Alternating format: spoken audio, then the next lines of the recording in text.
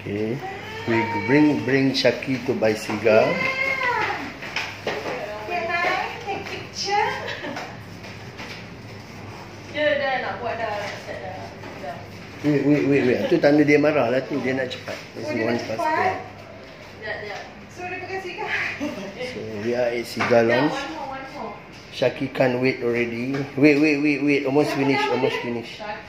Chucky. Chucky. Hi Princess.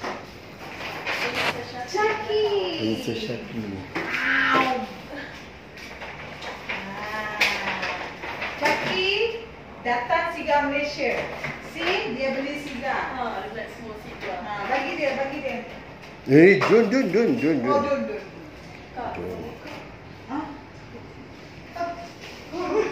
Okay. Thank you.